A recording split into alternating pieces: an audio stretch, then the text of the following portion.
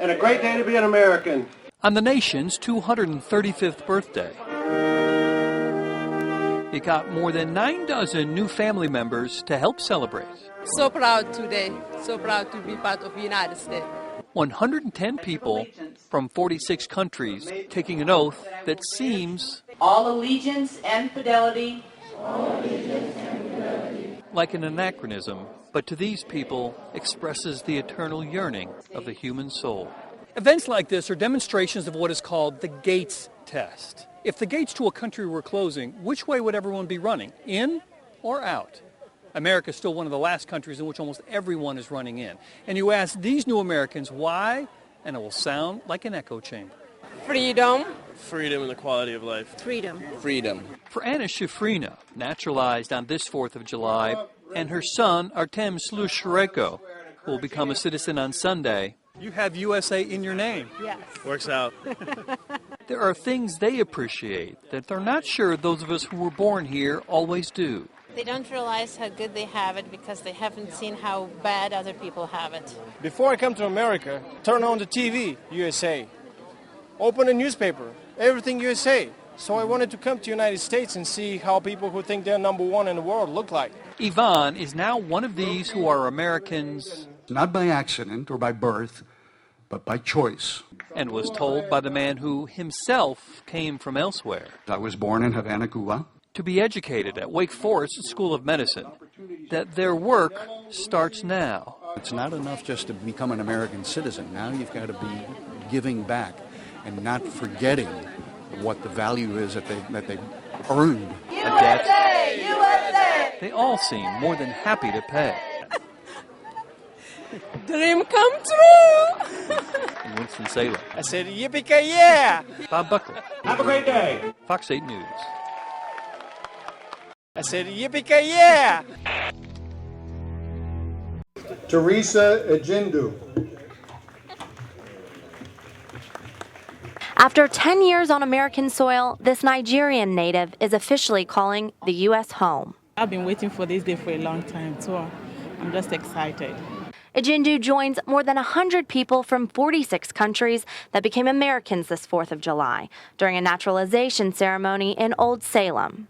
The history of this place coincides exactly with the arc of history that yielded the most free, the most prosperous, and the most achieving society in the history of mankind, the United States of America. Old Salem, or just Salem as it was known then, was the first community in the 13 states to celebrate the 4th of July as a national day of independence. Oh, that's a big day to be American on the 4th of July.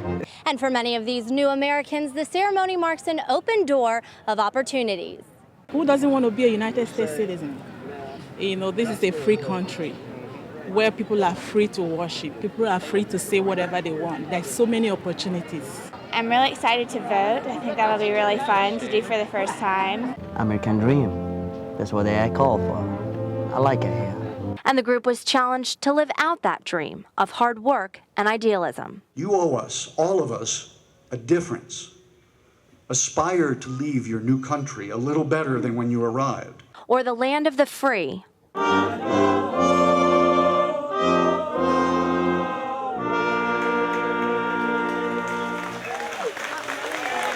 From Old Salem, Caitlin Lockerbie, News 14 Carolina.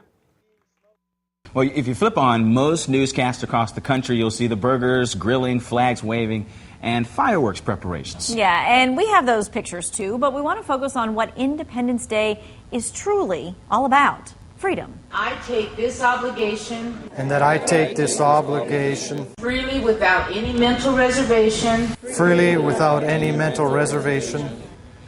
Of course, thousands of people come to America each year for opportunities many of us take for granted. Today they took an oath. They swore their allegiance. They became Americans. News 2's Mac Ingram explains why July 4th was the perfect day to celebrate their new home.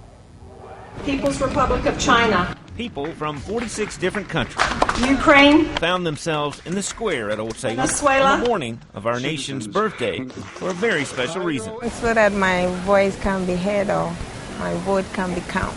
As far away as Ghana or as close as Canada, it didn't matter. They all wanted the same thing. The patriotism when I'm down here really feels strong, and I really feel one. And now being a citizen kind of adds to that for me. Luke Burrell is from Canada.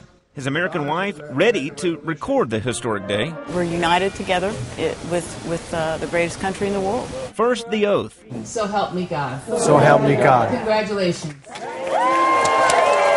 Then, the proof of citizenship. Luke Richard William Burrell. A certificate they've worked and waited for, but won't stop appreciating. Pay my debt to society. It's kind of, encourage other people to become citizens if they're not, and just, become part of this great country. In Winston-Salem, Mac Ingram, WFMY News 2, Get Answers.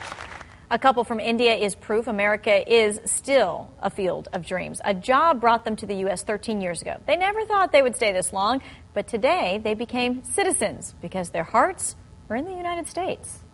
We don't have to worry about the paperwork and the wait and all those things. So it's a new beginning. With freedom comes responsibility. I think I will not be taking it for granted, but I'll try to make my part of making a difference. Love to hear that. Together, Jyotsna and Ramesh took their oath. It has been a 10-year journey for them to get to this point.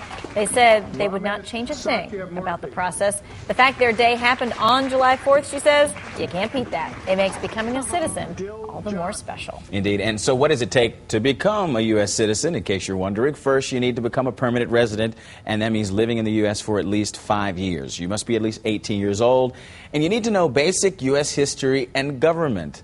And new citizens must be able to read and write and speak basic English. You also need to pass a citizenship test. And some of the questions aren't easy, like what promise do you make when you become a United States citizen? Do you know? To see if you could pass the citizenship test, log on to digtry.com. We've posted a link to a sample test in the link section of our website. I said, yippee-ki-yeah!